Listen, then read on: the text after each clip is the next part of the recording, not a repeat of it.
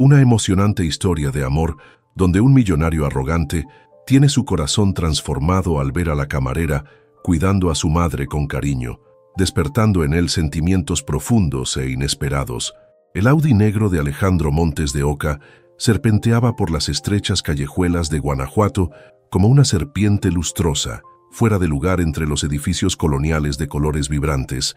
A través de la ventanilla polarizada, su mirada calculadora escaneaba cada fachada, cada plaza, cada rincón, no con la admiración de un turista, sino con la precisión de un depredador evaluando su próxima adquisición. Según el GPS, «Deberíamos estar llegando al hotel en unos minutos, señor», dijo Roberto, su chofer mirándolo por el retrovisor.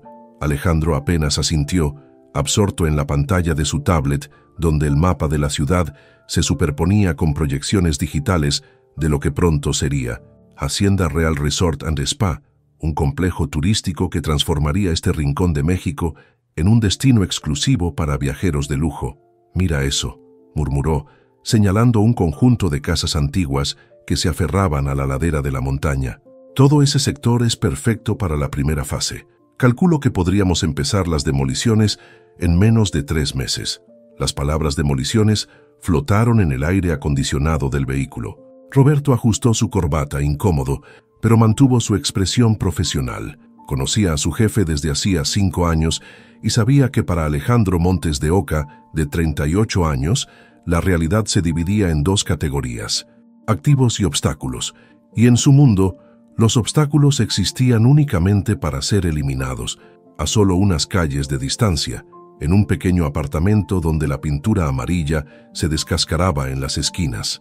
Carmen Orozco, de 29 años, despertaba antes del amanecer. La pálida luz que se filtraba por la ventana revelaba un rostro hermoso, marcado por el cansancio pero iluminado por una determinación inquebrantable. Sus movimientos eran suaves pero eficientes mientras preparaba la medicación matutina para su madre. «Mamá, es hora de despertar», susurró, entrando en la habitación contigua donde doña Sofía dormía profundamente.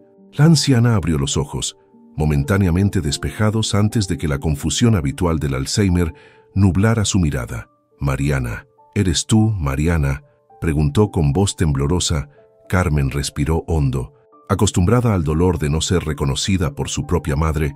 «No, mamá, soy Carmen, tu hija», respondió con una sonrisa que ocultaba años de pesar.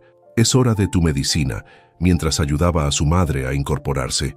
Carmen observó las fotografías en la mesita de noche, imágenes de doña Sofía más joven, orgullosa profesora universitaria de historia, rodeada de estudiantes que la admiraban. Ahora, aquellas imágenes servían como anclas para una memoria que se desvanecía día tras día.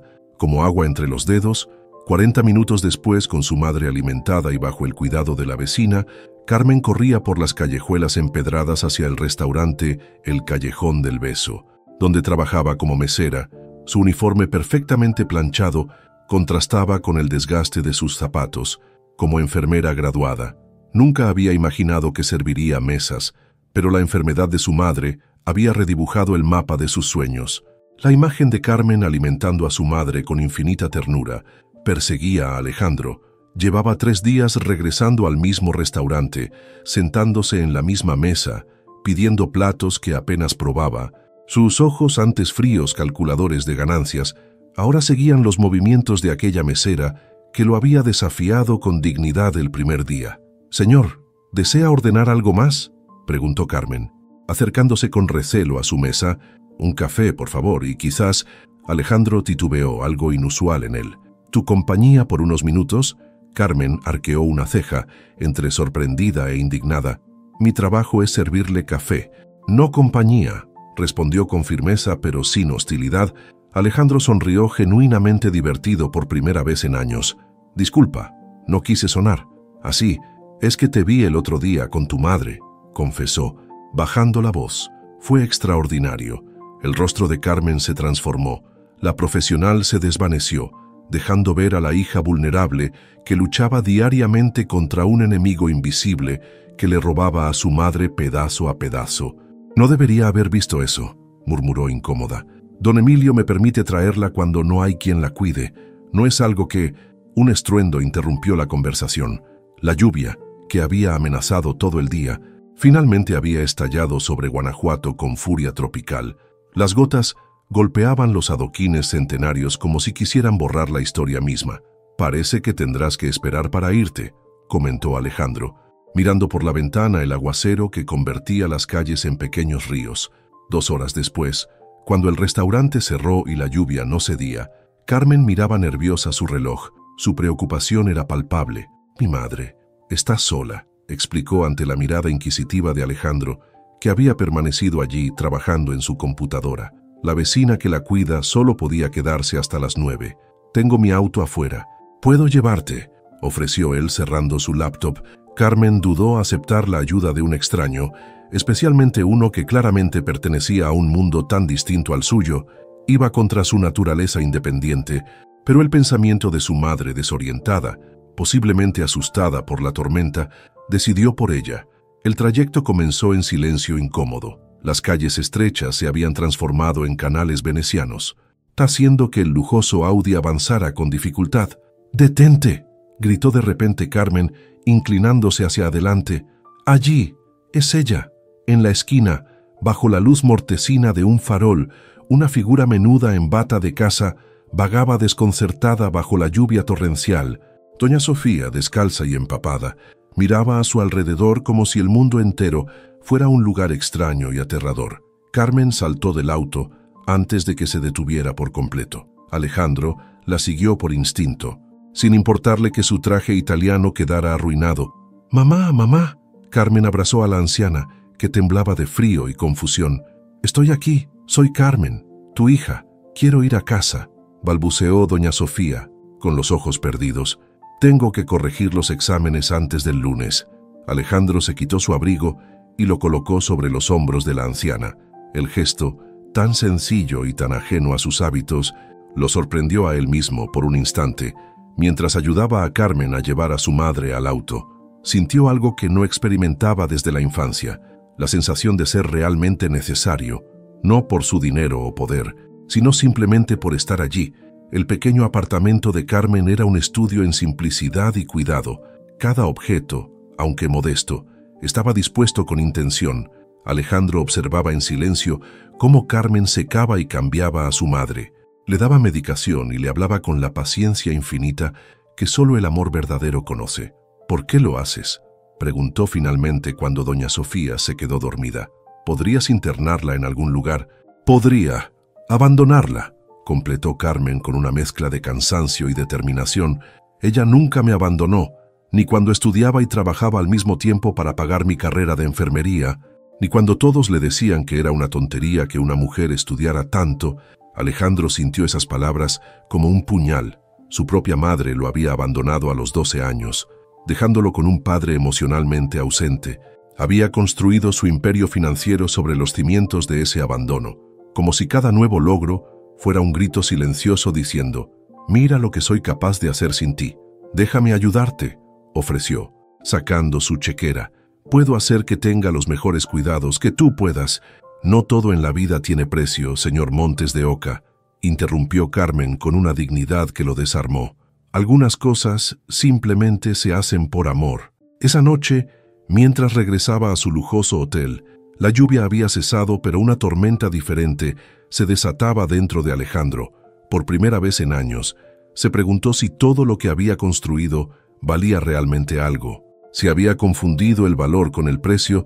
Los rayos del sol bañaban las fachadas coloridas de Guanajuato, revelando una ciudad muy distinta a la que Alejandro había visto bajo la lluvia torrencial. Roberto conducía lentamente mientras su jefe, inusualmente silencioso, observaba las calles ahora llenas de vida. «¿Conoce la leyenda del Callejón del Beso, señor?», preguntó Roberto, rompiendo el silencio. Alejandro negó con la cabeza, su mente aún perdida en la imagen de Carmen cuidando a su madre. «Es una historia de amor prohibido», continuó Roberto. «Dicen que si una pareja se besa en el balcón más estrecho, tendrán 7 años de felicidad». «¿Y tú crees en esas supersticiones?», preguntó Alejandro con una sonrisa escéptica. «En Guanajuato, señor. La línea entre superstición e historia es tan estrecha como ese callejón», respondió el chofer. Esta ciudad está construida sobre capas y capas de historias, como las minas de plata. Lo que vemos es solo la superficie. Algo en esas palabras caló hondo en Alejandro. Pidió a Roberto que detuviera el auto y, en un impulso totalmente impropio de él, decidió caminar. Necesitaba sentir la ciudad, entender por qué algo en este lugar y en aquella mesera lo inquietaba tanto. Sus pasos lo llevaron hasta la Plaza de la Paz, donde grupos de estudiantes universitarios discutían animadamente. Uno sostenía un cartel que captó su atención: Guanajuato no se vende, la historia no tiene precio. Es por el nuevo proyecto turístico, explicó una voz familiar a su espalda. Alejandro se giró sorprendido. Carmen estaba allí, con uniforme de enfermera en lugar del de mesera, sosteniendo folletos informativos. ¿No trabajas en el restaurante hoy?, preguntó, genuinamente intrigado. Los martes hago turnos voluntarios en el centro médico comunitario, respondió ella, estudiándolo con curiosidad. Por cierto, gracias por lo de anoche. Mi madre está mejor. Algo en la atmósfera entre ellos había cambiado. La hostilidad inicial había dado paso a una especie de tregua cauta. ¿Qué proyecto turístico?, preguntó Alejandro, fingiendo ignorancia, un nudo formándose en su estómago. Un grupo de inversores quiere construir un resort de lujo, explicó Carmen, la indignación encendiendo su voz. Destruirían parte del barrio histórico, incluyendo el centro médico comunitario donde trabajo, donde tratan a mi madre. El peso de esas palabras golpeó a Alejandro como una avalancha. Él era ese grupo de inversores. Él era la amenaza. La ironía era tan brutal que casi resultaba cómica. Se había sentido atraído precisamente hacia la persona cuya vida estaba a punto de desestabilizar. «¿Y qué piensas hacer al respecto?», preguntó su voz profesionalmente neutra. «Luchar», respondió Carmen con sencillez. «Siempre hay alternativas más justas que borrar el hogar de las personas». Esa tarde, siguiendo un impulso que no podía explicar, Alejandro pidió a Roberto que lo llevara a recorrer los barrios que serían afectados por su proyecto, no como inversor evaluando propiedades, sino como alguien que realmente observa. Lo que vio transformó su perspectiva. Niños jugando en plazuelas centenarias, ancianos compartiendo historias en bancas desgastadas, comerciantes que se conocían por su nombre. No eran obstáculos para remover, sino vidas entretejidas formando el tapiz vivo de Guanajuato. «Don Roberto, usted es de aquí, ¿verdad?», preguntó finalmente. «Nací a 3 calles del Callejón del Beso, señor», confirmó el chofer. «Mi familia ha vivido aquí por 5 generaciones». «¿Y qué piensa del proyecto?». La pregunta escapó antes de que pudiera contenerla. Roberto guardó silencio un momento, sopesando su respuesta. «Con todo respeto, señor, creo que hay formas de mejorar Guanajuato sin destruirla», dijo finalmente. «Esta ciudad sobrevivió a la revolución, a terremotos, a inundaciones, pero quizás no sobreviva al progreso». Aquella noche, Alejandro recibió un mensaje inesperado de Carmen. «Mi madre preguntó por ti. ¿Te recuerda? Es un milagro pequeño si quieres. Puedes acompañarnos a cenar, nada elegante, solo agradecimiento». La humilde cena en el apartamento de Carmen se convirtió en una revelación. Doña Sofía, en uno de esos raros momentos de lucidez que el Alzheimer concede caprichosamente, relataba historias de las antiguas minas de plata. La plata de Guanajuato construyó imperios, explicaba la anciana con la claridad de la profesora que una vez fue. Pero los mineros que la extraían vivían apenas lo suficiente para ver a sus hijos crecer. «¿Sabes lo que eso nos enseña, joven?». Alejandro negó, cautivado por la sabiduría en aquellos ojos que pronto volverían a nublarse. «Que la verdadera riqueza nunca ha estado en los metales preciosos, sino en lo que escogemos valorar», sentenció doña Sofía tomando la mano de su hija. «Algunos escogen la plata, yo escogí a mi Carmen. ¿Y tú qué escogerás?». Esa pregunta resonaría en Alejandro durante días, mientras comenzaba a ver no una sino 2 Guanajuatos, la oportunidad de negocio que había venido a conquistar y la comunidad viva que comenzaba, contra todo pronóstico, a conquistarlo a él. El helicóptero descendió sobre la azotea del hotel, trayendo consigo a Mateo Velázquez, socio de Alejandro, y la personificación de la ambición sin frenos. Alto, impecable en su traje italiano y con una sonrisa que nunca alcanzaba sus ojos, Mateo era el tiburón perfecto en las aguas del desarrollo inmobiliario. «3 semanas, Alejandro», dijo en lugar de un saludo, mientras caminaban hacia la suite. 3 semanas y aún no has cerrado ni la mitad de las adquisiciones. La junta directiva está inquieta. Alejandro mantuvo su rostro imperturbable, una habilidad perfeccionada en años de negociaciones. Guanajuato es más complejo de lo que anticipamos, respondió con estudiada calma. Las propiedades tienen complicaciones legales, herencias disputadas. Necesitamos tiempo. Mateo lo estudió con mirada penetrante. Habían sido socios durante 8 años. Tiempo suficiente para reconocer cuando el otro ocultaba algo. ¿Tiempo? ¿O es que el gran Alejandro Montes de Oca finalmente encontró algo que no puede comprar? Sonrió maliciosamente.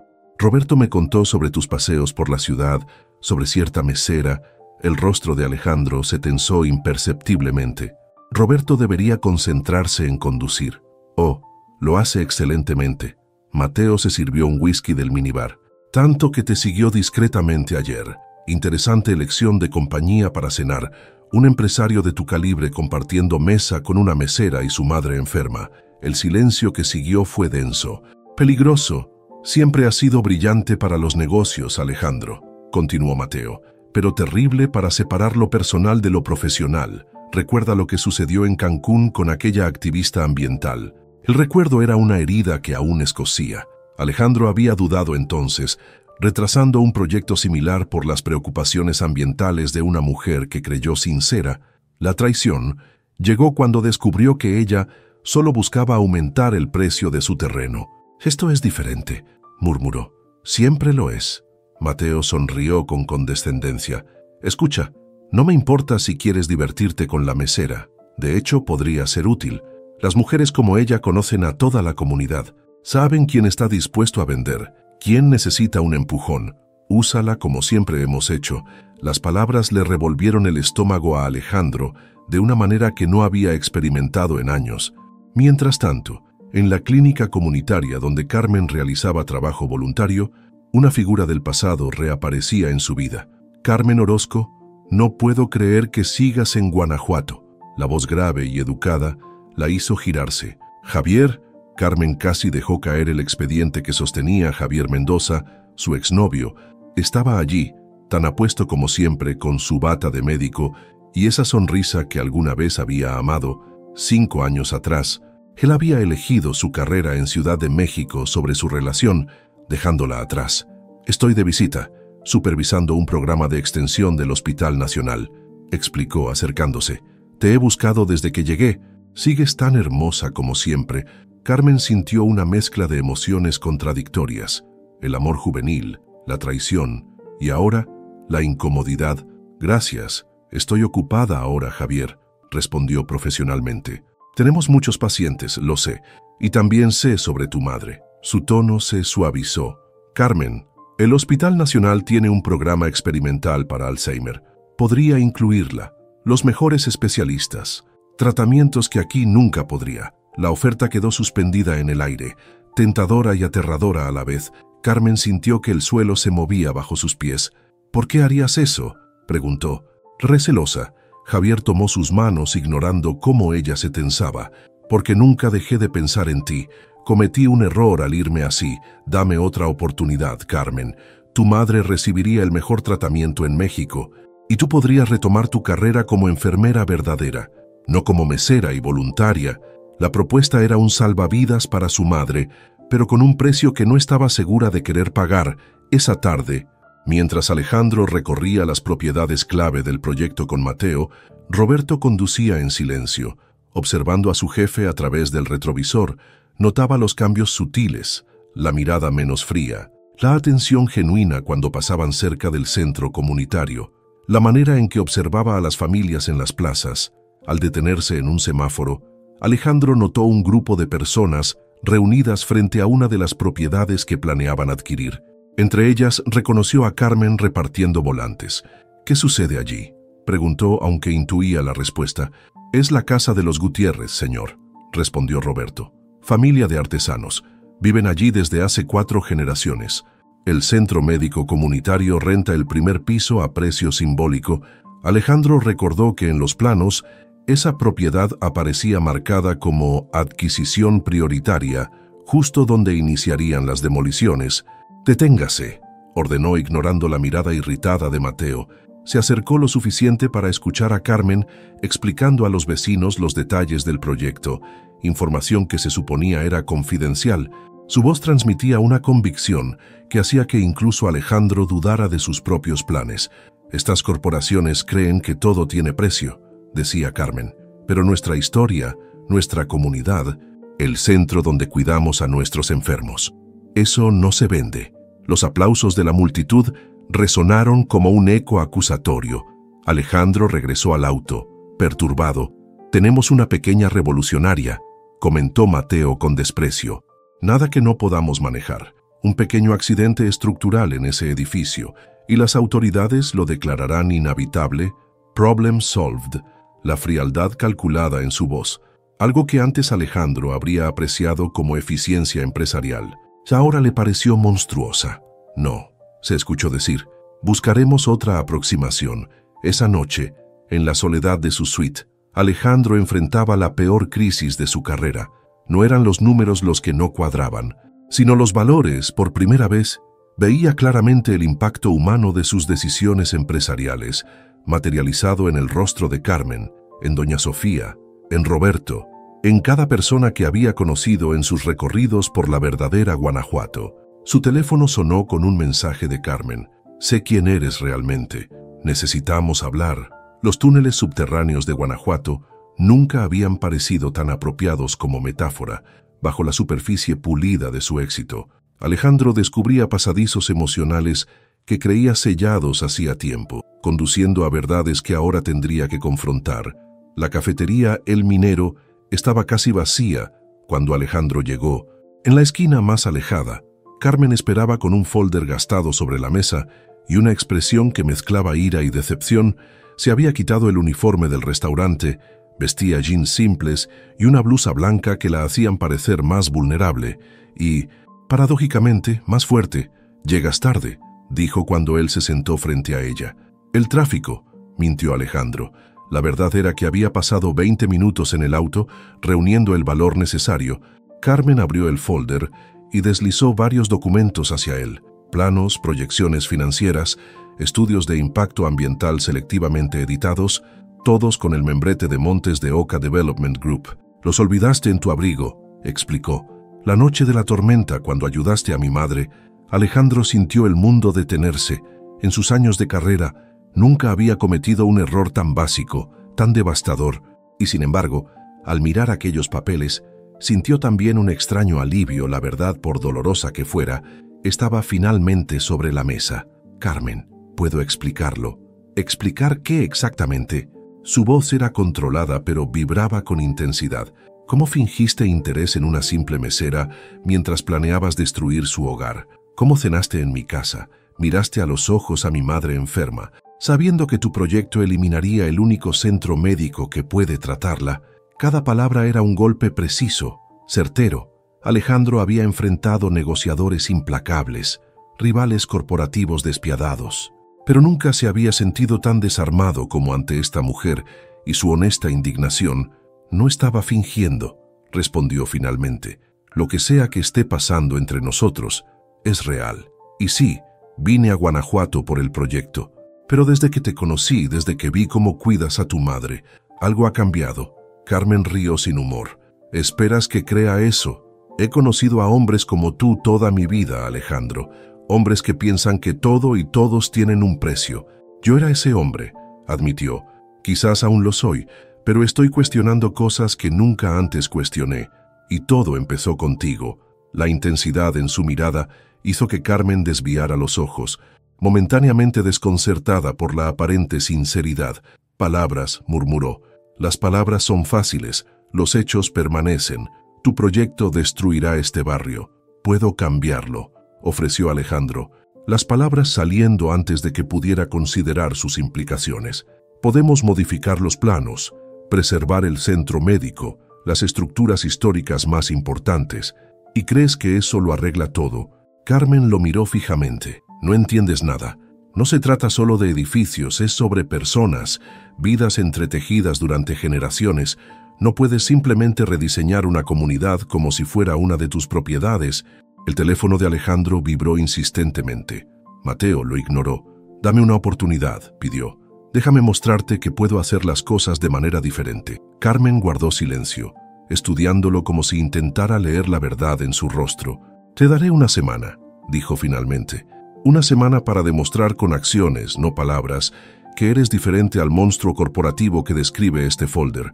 Cuando Carmen se fue, Alejandro permaneció sentado, sintiendo el peso de una promesa que no estaba seguro de poder cumplir.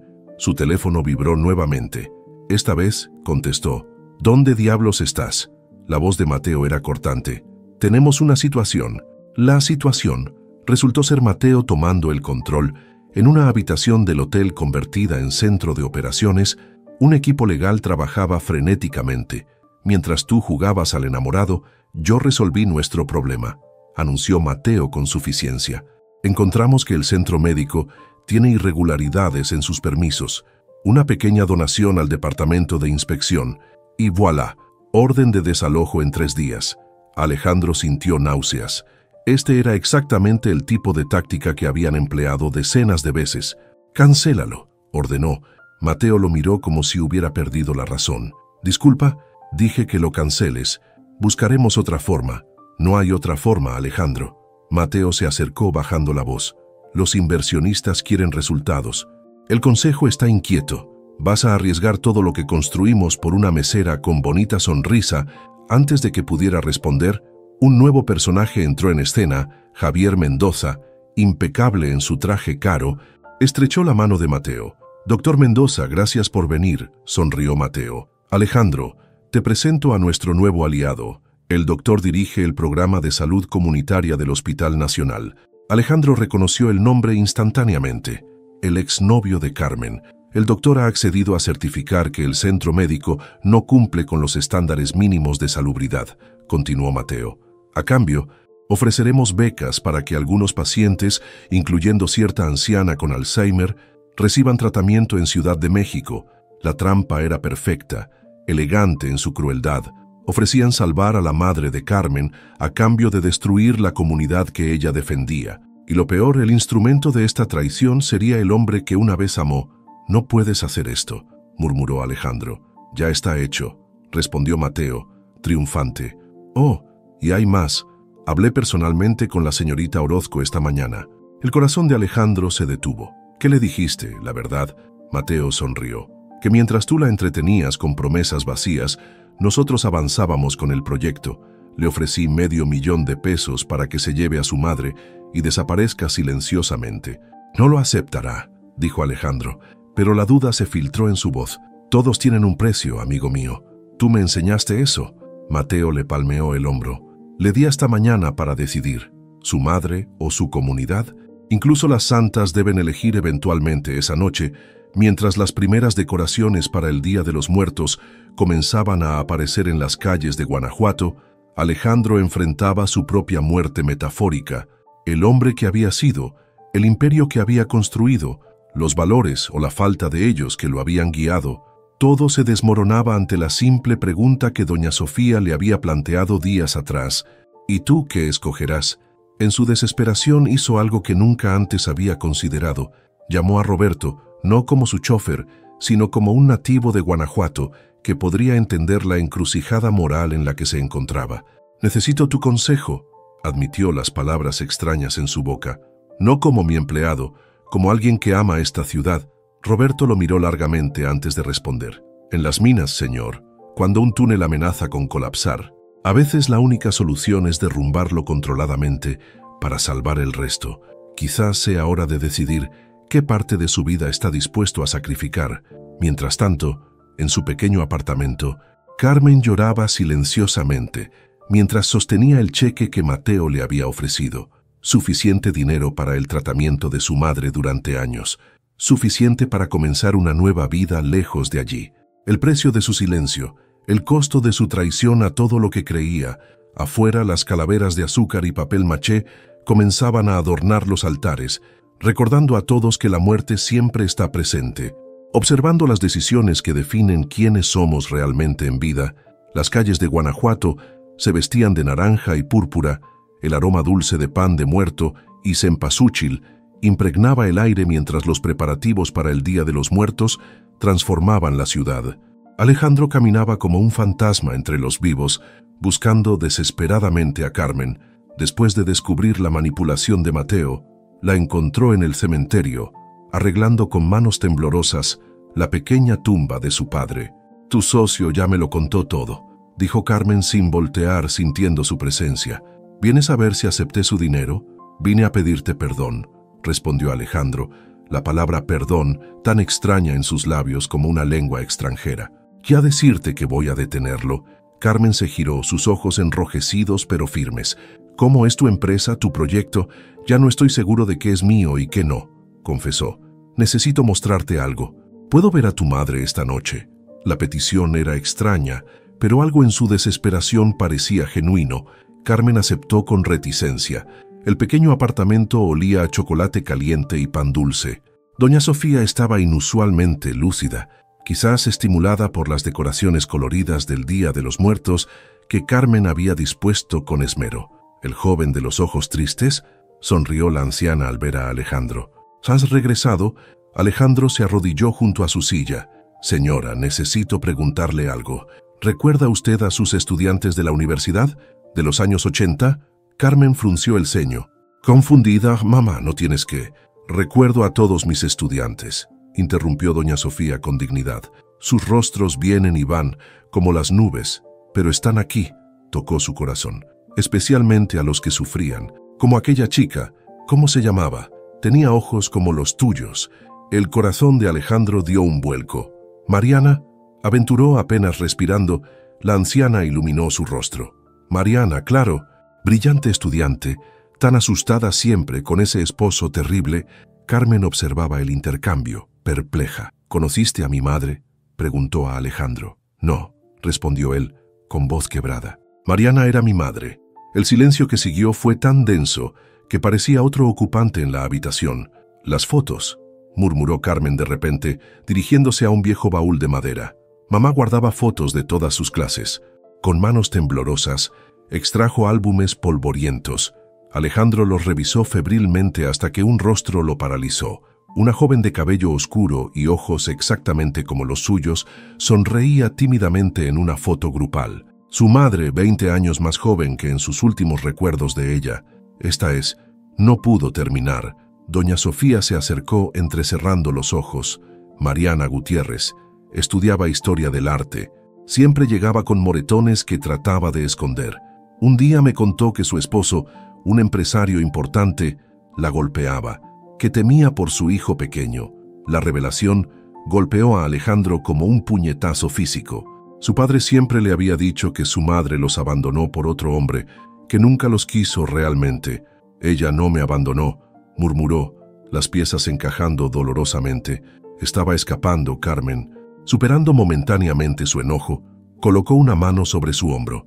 «Hay más», dijo doña Sofía rebuscando en el álbum con dedos temblorosos. «Ella me dejó cartas para ti. Me hizo prometer que te las entregaría cuando fuera seguro. Pero luego vino la enfermedad y los recuerdos comenzaron a escaparse. De entre las páginas del álbum, extrajo un pequeño paquete de sobres amarillentos atados con una cinta descolorida. La letra delicada en el frente decía: «Para mi hijo Alejandro cuando sea seguro». Con manos temblorosas, Alejandro abrió la primera carta, fechada apenas un mes después de la última vez que vio a su madre. «Mi querido hijo, si estás leyendo esto, significa que encontraste a Sofía, mi profesora y amiga. No puedo decirte dónde estoy ahora mismo, por mi seguridad y la tuya. Tu padre ha amenazado con matarme si intento llevarte conmigo, y los abogados que contrató me han quitado todo derecho sobre ti. No te abandoné, Alejandro. Nunca lo haría, pero a veces el amor más grande requiere el sacrificio más doloroso. Escapé para sobrevivir, para poder luchar por ti desde lejos. Cada día sin ti es una pequeña muerte. Te observo en secreto cuando puedo. Te vi ganar el concurso de matemáticas. Estaba entre el público cuando te graduaste, oculta para que tu padre no me viera. Estoy tan orgullosa del niño que eres, pero temo al hombre que él quiere que seas. No dejes que te endurezca, hijo mío. No permitas que te enseñe que el poder lo es todo, que el éxito justifica cualquier medio. Hay tanta belleza en ti, tanta capacidad de amar. No la pierdas, por favor». La carta seguía, pero Alejandro no pudo continuar. Sollozos silenciosos sacudían su cuerpo, toda su vida, toda su identidad construida sobre la mentira del abandono, sobre la rabia hacia una madre que supuestamente nunca lo quiso, mientras el cielo de Guanajuato se teñía con los últimos rayos del sol y las velas de los altares comenzaban a encenderse por toda la ciudad, honrando a los muertos. Alejandro enfrentaba la muerte de quien creía ser y el doloroso nacimiento de quien quizás podría llegar a ser. En ese preciso momento, un estruendo sacudió la noche. Gritos de pánico llegaron desde la calle. A través de la ventana vieron polvo y escombros elevándose a pocas cuadras de distancia. «¡El centro médico!», exclamó Carmen, levantándose de golpe. «Están demoliendo el centro médico». El caos envolvía la calle frente al centro médico comunitario. Nubes de polvo se elevaban como fantasmas grises, mientras los escombros de lo que había sido la fachada este del edificio yacían desparramados sobre el adoquín centenario. Vecinos, pacientes en pijama y personal médico se arremolinaban en pánico ordenado. Intentando organizar la evacuación, Carmen corrió hacia la multitud con Alejandro siguiéndola de cerca. Doña Sofía, confundida por la conmoción, se aferraba al brazo de su hija. «¡Isabel!», gritó Carmen al ver a su amiga coordinando la salida de pacientes. «¿Qué pasó?», comenzaron sin aviso, respondió Isabel, su rostro manchado de polvo y lágrimas. «Dijeron tener todos los permisos para la demolición parcial, algo sobre riesgo estructural inminente». Los ojos de Carmen se clavaron en Alejandro como dagas. «Juro que no sabía nada de esto», dijo él, la desesperación evidente en su voz. «Es Mateo. Está acelerando las cosas, como convocado por su nombre». Mateo apareció entre el polvo, impecable en su traje, escoltado por 2 hombres con cascos de construcción y un funcionario municipal que sostenía documentos oficiales. «Ah, Alejandro, qué oportuno», sonrió con frialdad. «Estamos implementando la primera fase de desarrollo». El inspector encontró daños estructurales severos, cuestión de seguridad pública. Carmen observaba el intercambio, la comprensión y el horror dibujándose en su rostro. «Tú provocaste los daños», acusó. «¿Cuánto le pagaste al inspector?». El funcionario municipal apartó la mirada incómodo. «Señorita, tengo órdenes de evacuar completamente el edificio esta noche», intervino evitando el contacto visual. «Mañana comenzará la demolición total. Hay pacientes que no pueden ser trasladados», protestó Carmen. «Ancianos, personas con tratamientos delicados. Por eso el generoso Hospital Nacional ha ofrecido ambulancias y acomodación temporal», interrumpió Mateo, señalando hacia varias ambulancias estacionadas estratégicamente. «El doctor Mendoza, personalmente, supervisará los traslados». Javier emergió de entre la multitud, con bata blanca impoluta y expresión que intentaba proyectar preocupación profesional. Pero Carmen reconoció la ambición apenas disimulada en sus ojos. «Carmen», saludó Javier formalmente, «todo está bajo control. Las ambulancias llevarán a los pacientes críticos a Ciudad de México, incluida tu madre». «Yo no he autorizado eso», respondió Carmen apretando la mano de doña Sofía. «No necesitamos tu autorización». La voz de Mateo era suave pero amenazante. «El centro médico está condenado, y como me dijiste que rechazabas mi oferta económica, estamos implementando la alternativa. Los pacientes serán reubicados. Fin de la historia». Alejandro dio un paso al frente. «Mateo, detén esto ahora mismo». «No puedo, socio. Los contratos están firmados, las máquinas alquiladas, los permisos adquiridos». Sonrió. «El consejo directivo ya aprobó mi plan de acción. Tú mismo lo harías si no estuvieras tan distraído». En medio de la confrontación, el pánico estalló. Un crujido ominoso desde el interior del edificio indicaba que los daños eran más extensos de lo visible. Médicos y enfermeras comenzaron a sacar pacientes apresuradamente. «¡Mi madre!», gritó alguien. «No la encuentro». Carmen reconoció a Miguel, un joven cuya madre anciana compartía sala de tratamiento con doña Sofía. Giró automáticamente para verificar que su propia madre estuviera a su lado, pero el espacio junto a ella estaba vacío. «¡Mamá!», llamó el miedo atenazando su garganta. «¡Mamá!». En la confusión, doña Sofía había desaparecido. La búsqueda frenética comenzó inmediatamente. Carmen, Alejandro, Isabel y varios vecinos peinaron los alrededores. La noche caía rápidamente sobre Guanajuato y con ella las celebraciones del Día de los Muertos cobraban vida. Las calles se llenaban de altares, velas y personas disfrazadas, dificultando aún más la búsqueda. Mientras las horas pasaban sin rastro de doña Sofía, Alejandro se encontró con Roberto, que había llegado atraído por la conmoción. «Señor, ¿qué puedo hacer?», preguntó el chofer. «Ayúdanos a encontrar a doña Sofía», respondió Alejandro, el señor sonando extrañamente formal después de todo lo ocurrido. «Se ha perdido en medio de este caos». Roberto asintió, pero en lugar de partir inmediatamente, su expresión se tornó grave. «Hay algo que debe saber», dijo bajando la voz. Sobre su madre, Alejandro se detuvo en seco. «¿Mi madre?». «Mariana», Roberto asintió. «La conocí, señor, después de que escapó de su esposo. Se instaló en mi barrio, a pocas calles de aquí. Usaba otro nombre, pero era ella». El mundo pareció detenerse alrededor de Alejandro. «¿Por qué nunca me lo dijiste?». «Al principio no lo sabía cuando acepté el trabajo con usted. Solo vi a un empresario exitoso», explicó Roberto. «Fue hasta que mencionó su nombre completo en una llamada que hice la conexión. Para entonces, ya había visto en lo que se había convertido. Un hombre tan duro e implacable como el padre del que su madre había huido». Las palabras golpearon a Alejandro con la fuerza de una revelación física. «Me convertí en él», murmuró horrorizado. «En todo lo que ella temías, no completamente», respondió Roberto con inesperada amabilidad. «El hecho de que esté aquí ahora, buscando a una anciana enferma, en lugar de firmando contratos en su oficina, demuestra que algo de la bondad que su madre vio en usted sobrevivió». Un grito interrumpió la conversación. Carmen había encontrado una pista. Uno de los vendedores de flores para los altares había visto a una mujer mayor, desorientada, caminando sola hacia el área de las antiguas minas. La búsqueda se concentró entonces en los túneles subterráneos, esos laberintos que conectaban la Guanajuato moderna con su pasado minero. Alejandro, Carmen y Roberto lideraban grupos diferentes. La ciudad entera parecía haberse unido en la búsqueda, con habitantes locales y turistas formando cadenas humanas con velas y linternas. En uno de los túneles más profundos, Alejandro encontró a un guardia de seguridad que recordaba haber visto a una mujer mayor hablando sola, diciendo que necesitaba preparar la clase sobre las minas para mañana. «Los túneles son traicioneros», advirtió el guardia. «Si se adentró en los sectores antiguos, podría haberse perdido en áreas que ya no se usan para turistas». Mientras Alejandro transmitía la información a los demás, un pensamiento lo golpeó con claridad cristalina.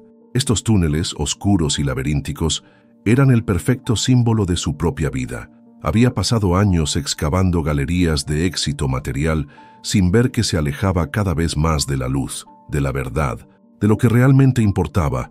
Ahora en las profundidades de la tierra, buscando a una anciana que representaba tanto el pasado perdido como, quizás, una posibilidad de redención, Alejandro Montes de Oca sentía que estaba, por fin encontrándose a sí mismo, por otro túnel.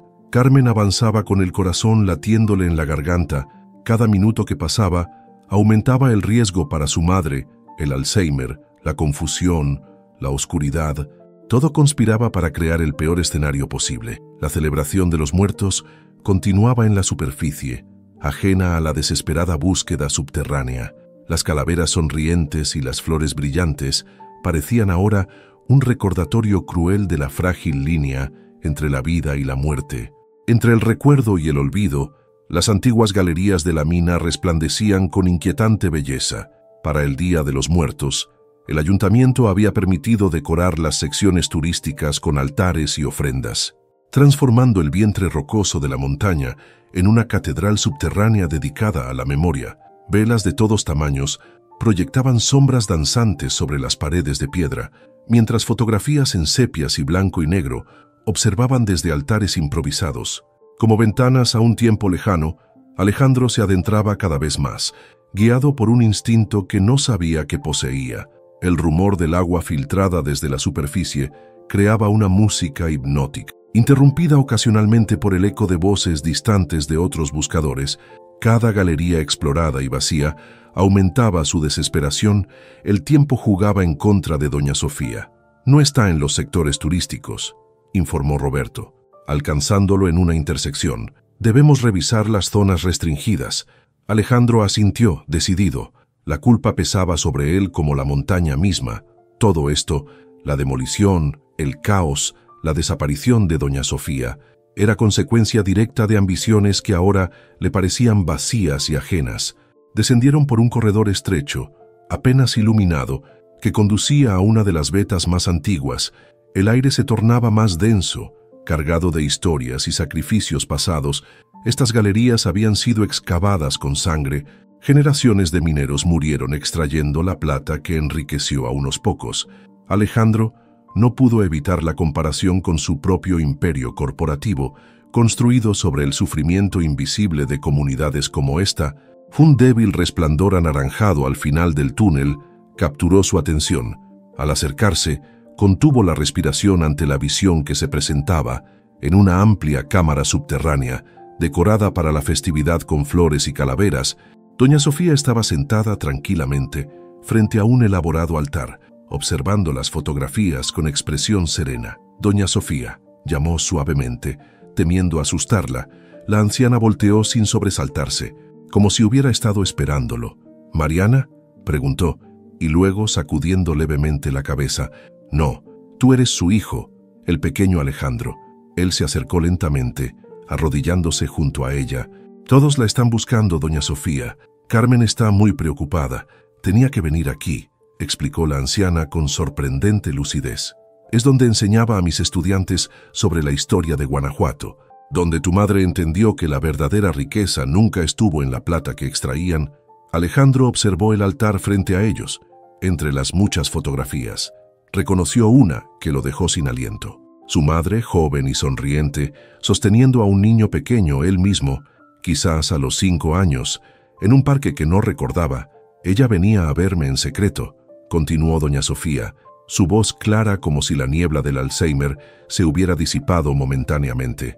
«Traía fotos tuyas, me contaba tus logros, tenía tanto miedo de que te convirtieras en tu padre, pero también tanta esperanza en el hombre que podrías ser, y me convertí exactamente en lo que ella temía», murmuró Alejandro, la verdad golpeándolo con toda su fuerza.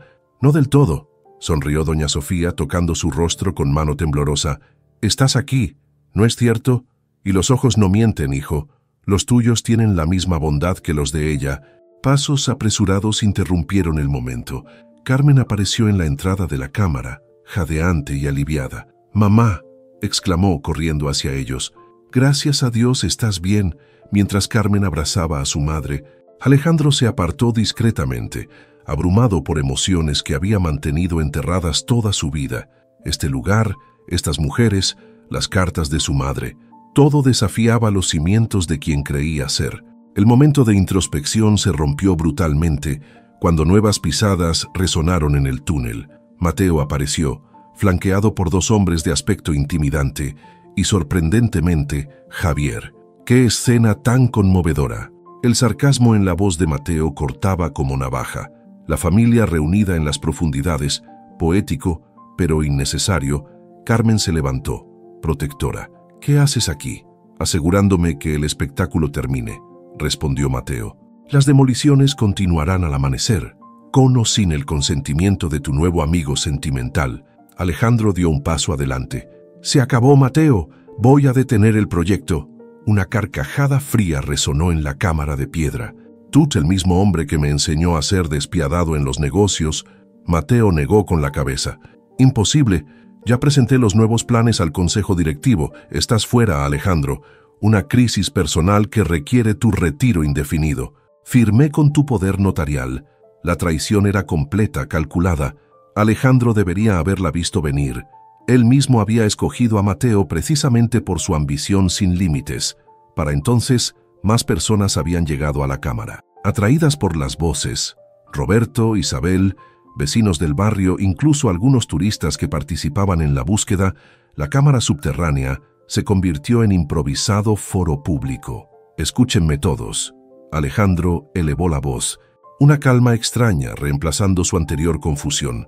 «Mi nombre es Alejandro Montes de Oca, y soy el responsable del proyecto que amenaza destruir el centro médico y parte del barrio histórico». Un murmullo de indignación recorrió a los presentes. «Pero ya no», continuó. «Aquí, frente a todos ustedes, renuncio a mi participación en ese proyecto.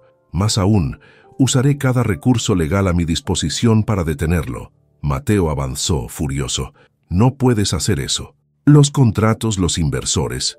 Observa, lo cortó Alejandro, y por primera vez en su confrontación, fue Mateo quien retrocedió ante la determinación en su mirada.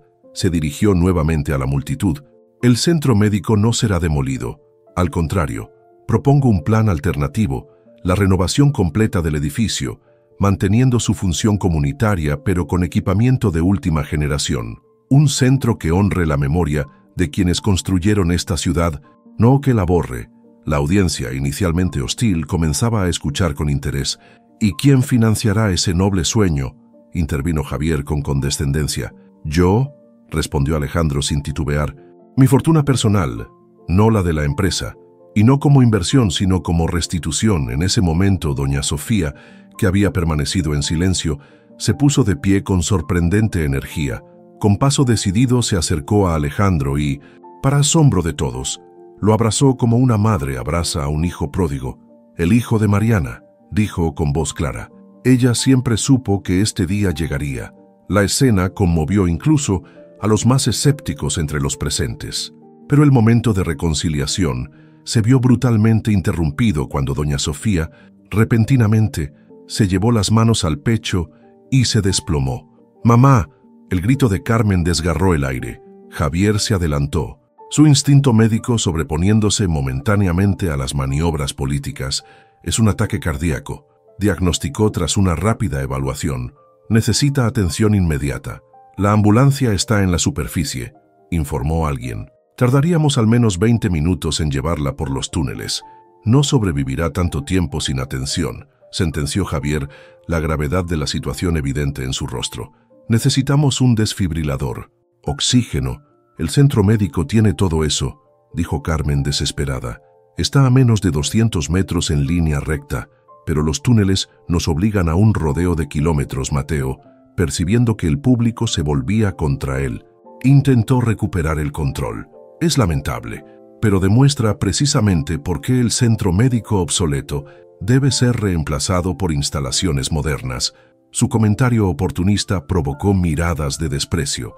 Mientras la vida de doña Sofía pendía de un hilo en el subsuelo de Guanajuato, arriba, la celebración del Día de los Muertos continuaba, ignorante del drama que se desarrollaba en las entrañas de la ciudad. El tiempo se había convertido en un enemigo implacable. Cada segundo que doña Sofía permanecía sin atención médica, disminuía sus posibilidades de supervivencia. Carmen sostenía la mano de su madre, las lágrimas corriendo silenciosamente por su rostro, mientras Javier intentaba estabilizarla con los escasos recursos disponibles. «Necesita un desfibrilador ahora», insistió Javier, la frustración profesional sobreponiéndose a sus ambiciones personales. «Si esperamos a transportarla hasta la superficie», no necesitó terminar la frase. Todos entendían lo que estaba en juego. Alejandro observaba la escena con una claridad mental que no había experimentado en años. La solución era tan obvia como imposible. Necesitaban crear un camino directo entre la cámara subterránea y el centro médico, un camino que no existía en los mapas oficiales. «Roberto», llamó con urgencia, «¿recuerdas lo que me contaste sobre los pasadizos secretos que los mineros usaban para reunirse con sus familias sin que los capataces lo supieran?» El chofer asintió, comprendiendo instantáneamente. «La historia oral dice que hay túneles no marcados, señor, atajos que solo los locales conocen. ¿Crees que podría haber uno que conecte directamente con el área del centro médico?» Un anciano entre los presentes, con rostro curtido por décadas de trabajo en las minas, dio un paso adelante. «Existe», confirmó. «Mi abuelo ayudó a excavarlo durante la Revolución. Lo usaban para transportar heridos sin que los federales los interceptaran». La esperanza iluminó el rostro de Carmen. «¿Puedes guiarnos?». El anciano negó tristemente. «Hace décadas que está sellado por derrumbes menores. Necesitaríamos horas, quizás días para despejarlo, el tiempo que no tenían». La desesperación amenazaba con regresar cuando Alejandro tuvo una idea. «No necesitamos despejar el túnel», dijo sacando su teléfono. «Solo necesitamos establecer una línea de comunicación y acción». Con rapidez explicó su plan. Utilizarían los túneles principales para crear un corredor humano, una cadena de personas que se extendiera desde la cámara donde estaban hasta el centro médico.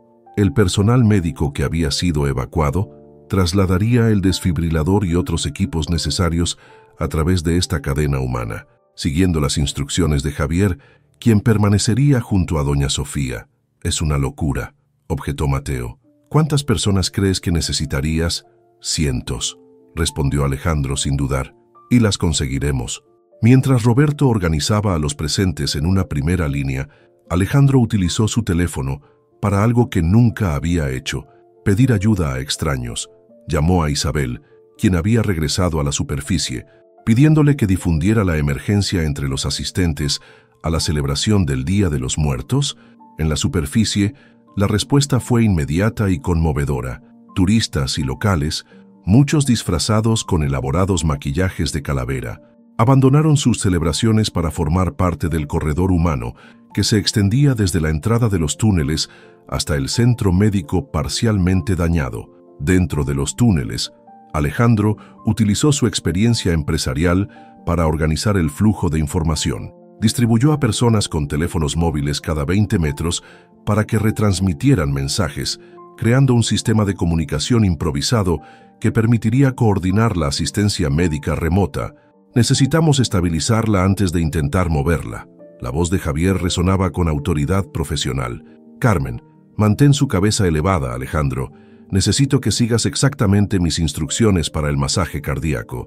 Mientras trabajaban para mantener con vida a doña Sofía, el corredor humano tomaba forma. Personas que hasta hacía unas horas eran completos desconocidos, ahora formaban una cadena de solidaridad que serpenteaba por los antiguos túneles de la mina. Entre ellos, rostros pintados como calaveras para la celebración se mezclaban con expresiones de determinación genuina. «El desfibrilador está en camino», gritó alguien desde la entrada del túnel. La noticia se propagó como fuego a través de la cadena humana, y pronto el equipo médico comenzó a avanzar de mano en mano, junto con oxígeno y medicamentos. El corredor humano funcionaba como un organismo vivo, adaptándose a los estrechos pasajes, superando obstáculos con ingeniosa cooperación. Mateo observaba la escena con incredulidad creciente.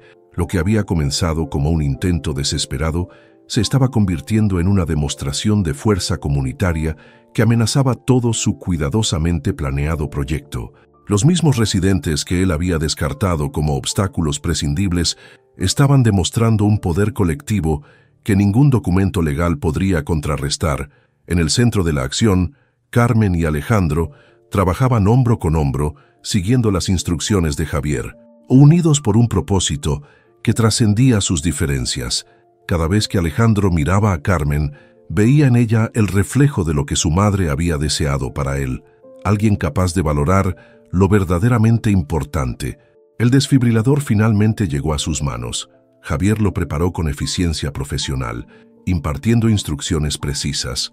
«Apártense», ordenó, aplicando los electrodos en el pecho de doña Sofía. «Despejen». El cuerpo de la anciana se sacudió con la descarga. Segundos de silencio agónico siguieron, mientras todos contenían la respiración. Nada. Javier preparó el dispositivo para un segundo intento. «Vamos, mamá», susurró Carmen, su voz quebrada por la emoción. «No puedes irte todavía». Segunda descarga. Nuevamente silencio. Y entonces, como un milagro nacido de la voluntad colectiva, un débil pulso apareció en el monitor improvisado. «La tenemos», anunció Javier con alivio profesional. «Pero necesitamos trasladarla al hospital inmediatamente». El mismo corredor que había traído el equipo médico ahora se preparaba para transportar a doña Sofía. Con delicadeza extrema, colocaron a la anciana en una camilla improvisada que comenzó su viaje a través de la cadena humana, cada par de manos un eslabón vital en este puente entre la vida y la muerte. Mientras avanzaban lentamente hacia la superficie, Carmen miró a Alejandro con una mezcla de gratitud y algo más profundo que aún no podía nombrar. «¿Por qué hiciste todo esto?», preguntó en un susurro. Alejandro contempló la procesión de personas que se extendía ante ellos, iluminadas por la luz trémula de linternas y velas decorativas del Día de los Muertos. Parecían almas en tránsito entre mundos, igual que él mismo. «Porque finalmente entendí lo que mi madre trató de enseñarme», respondió con voz quebrada, «que el valor de una vida no se mide en lo que posees, sino en lo que estás dispuesto a dar por otros». A través del laberinto subterráneo que había sido testigo de siglos de codicia humana por la plata, ahora fluía una riqueza diferente, la solidaridad inquebrantable de cientos de personas unidas por la esperanza de salvar una sola vida. Un año había pasado desde aquella noche en los túneles de Guanajuato. La ciudad resplandecía bajo el sol otoñal, mientras los preparativos para el Día de los Muertos transformaban nuevamente sus calles en un festival de color y memoria. Alejandro contemplaba el panorama desde la terraza del renovado Centro Médico Comunitario Doña Sofía. El edificio, ahora ampliado y equipado con tecnología de vanguardia, se había convertido en un símbolo de transformación para toda la comunidad. Las paredes color ocre mantenían la estética colonial de Guanajuato, pero en su interior albergaban instalaciones médicas que rivalizaban con las mejores del país. El último paciente del día acaba de irse, anunció Carmen, apareciendo a su lado. Su bata blanca de directora médica contrastaba con el colorido altar que habían preparado en el patio central. Como cada año, las fotografías de seres queridos fallecidos ocupaban un lugar de honor. Rodeadas de cempasúchil, pan de muerto y pequeñas ofrendas personales. «¿Cómo está ella hoy?», preguntó Alejandro. «Ha tenido un buen día», respondió Carmen con la serenidad que había aprendido a cultivar. «Me reconoció durante el desayuno. Mencionó algo sobre calificar exámenes. Doña Sofía había sobrevivido a aquella noche, contra todo pronóstico. El ataque cardíaco, combinado con el Alzheimer avanzado, había acelerado su deterioro. Ahora vivía en una habitación especial dentro del centro médico, atendida por un equipo dedicado específicamente a pacientes con demencia.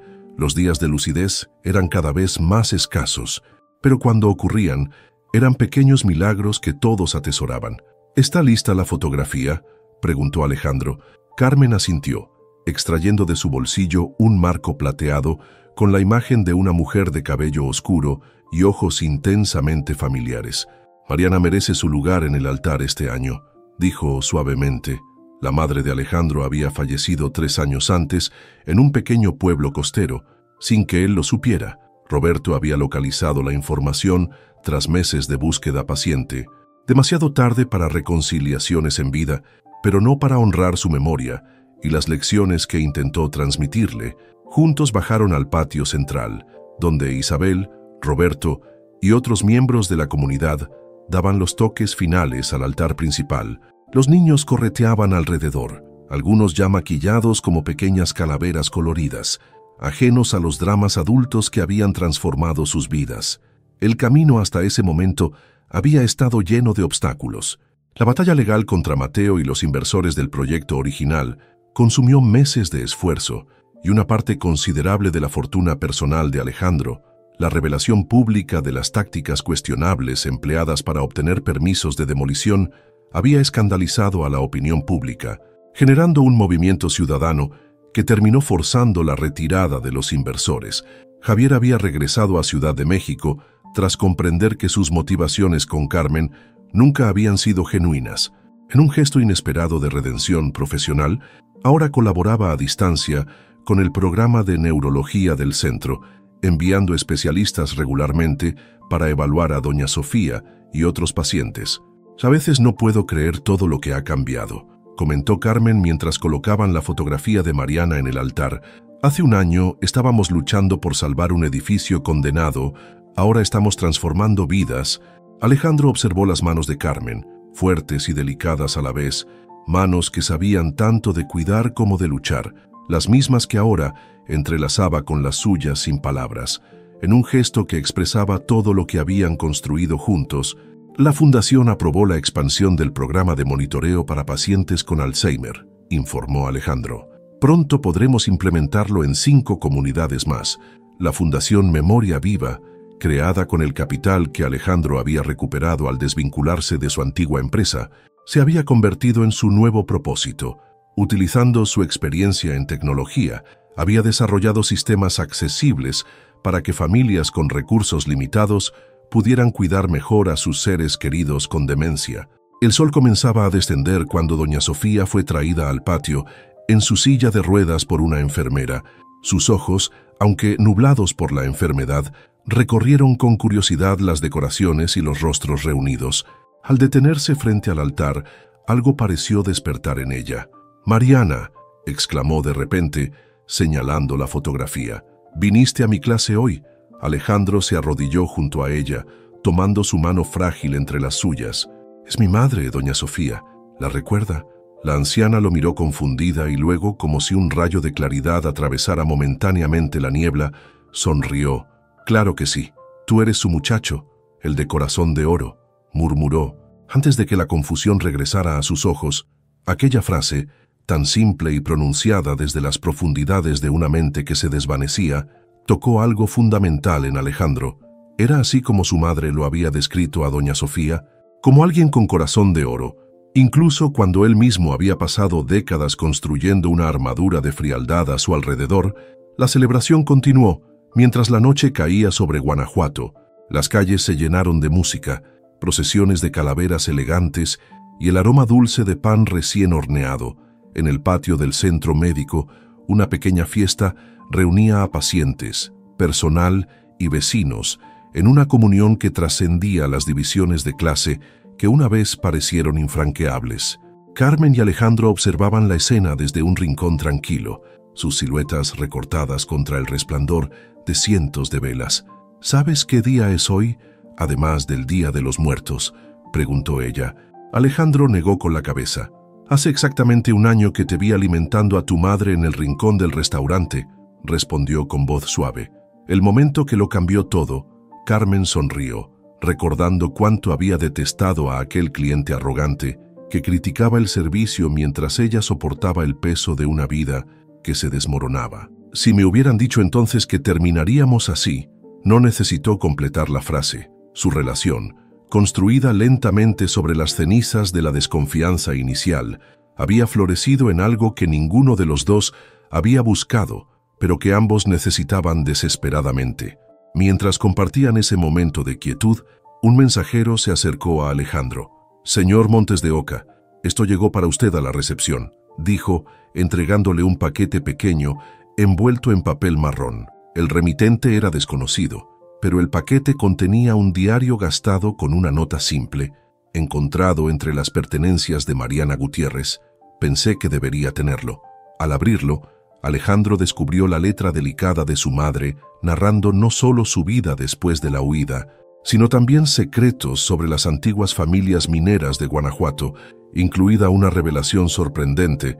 La beca que había financiado sus estudios en Estados Unidos no había sido otorgada al azar, sino gestionada secretamente por un antiguo amante de su madre, descendiente de una de las familias más poderosas de la región, mientras las páginas del diario revelaban conexiones inesperadas entre pasado y presente.